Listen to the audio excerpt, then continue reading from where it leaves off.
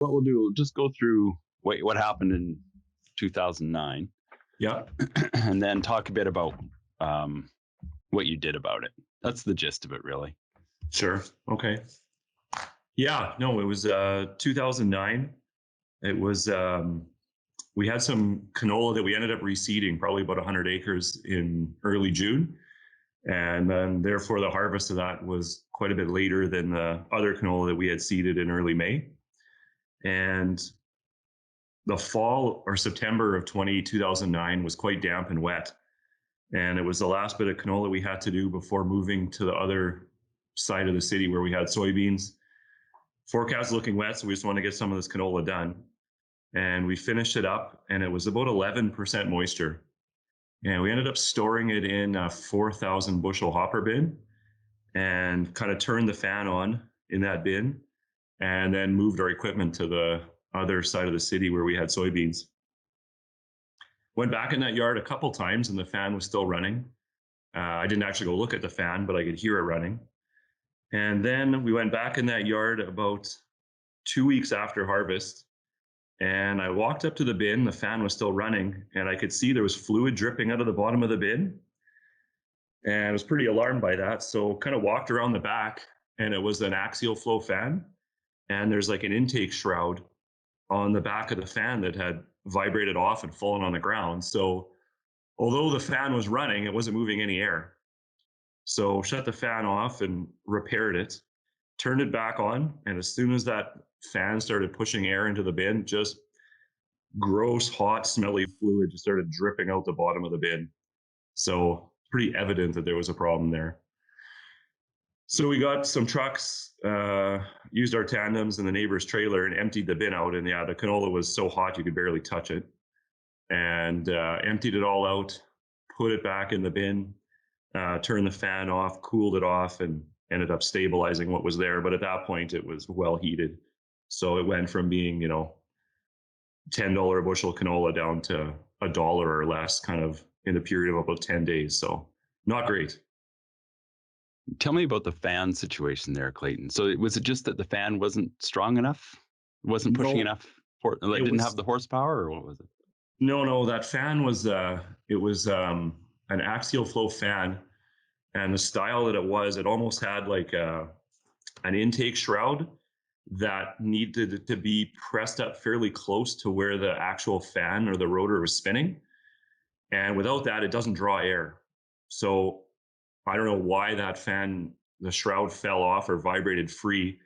I'm trying to remember now. I think several of the bolts that secured that shroud to the fan had either like vibrated and cracked the heads off. I don't really remember now, but either way, the fan basically, the intake shroud had fallen off along with the intake screen and was just laying on the ground when I had walked up to it. So the fan was not drawing any air at all. So there was zero air moving through that canola.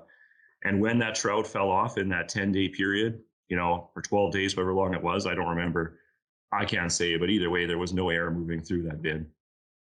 And from the time of harvest, when you put it in the bin until you saw, the water dripping or the fluid dripping out of the bottom, what was the time span again?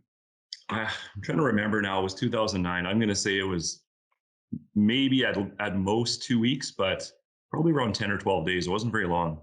And that was 11% moisture. So tough, but not super tough. Tough, but not super tough. But I'm guessing maybe it was pretty warm in late September that day. Maybe it was as warm as 20 degrees when it went in the bin. I don't recall. It's pretty clear evidence that you need those fans working right away to save even a bin with 11% moisture.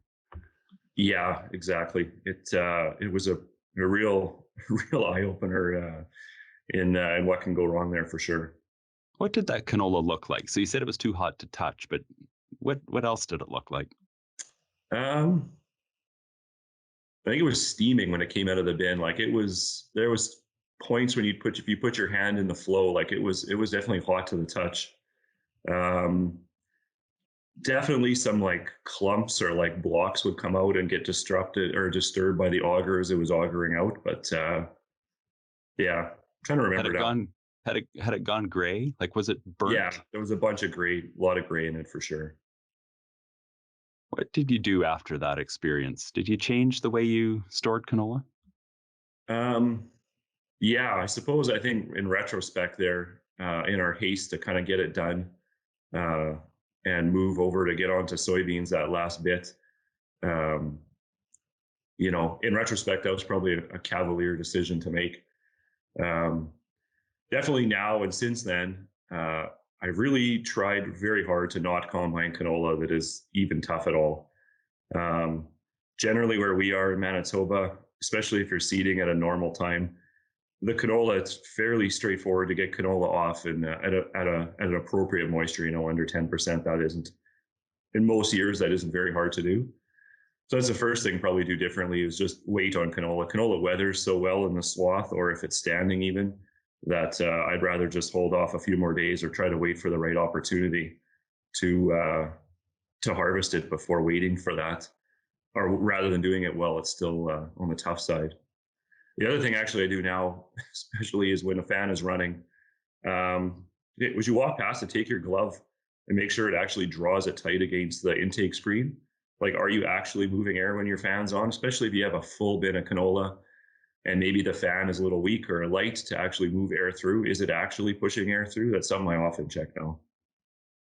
That's a good tip. How about cables? Have you gone to that? Yeah, and actually we had cables in that bin, but it was in that we have 2 yards in that yard. I just wasn't in for that 10-day or 2 week period, however long it was. And so I just didn't check it is what happened. That's the thing with those cables. You do have to check them. So maybe some of these new features where the cables send you a text if there's an issue. That probably is helpful. Yeah, I could see that being the case for sure. Yeah, You absolutely. haven't gone to that yet. No, no. We have some new bins this year, but I don't think they have that. I'm not getting a text from my grain bin. Let's put it that way. That's probably good news. Yeah. Anything else with regard to yeah, well, I guess you made the point that you try to harvest canola under 10% moisture.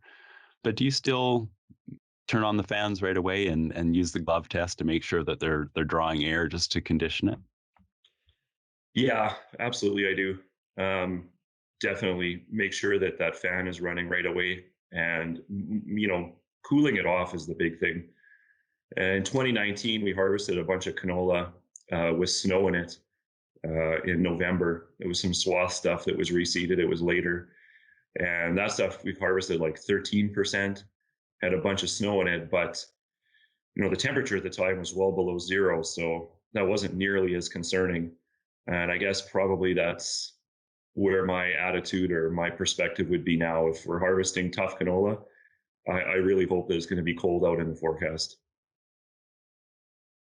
You mentioned swath or standing canola. Do you straight combine canola now? Yeah, yeah, most of it.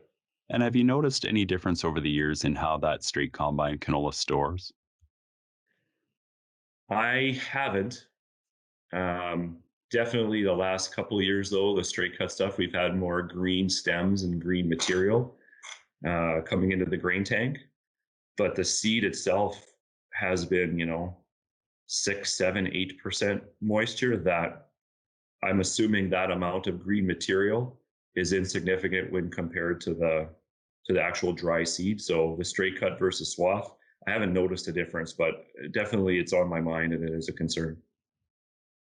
Any last tips you'd have for anyone who hasn't experienced heating canola? I don't think so, other than, and if a person can get that stuff cooled off as quick as possible, if it is higher moisture or, has green material in it, that's probably the best thing. And also pulling a load out of a bin or two if a guy can. But I think most people are probably aware of that by now anyway. Sometimes it seems that you have to have a negative experience like this to remind yourself to be extra vigilant with canola. Well, in my case, it certainly seemed to be so. Yeah, for sure.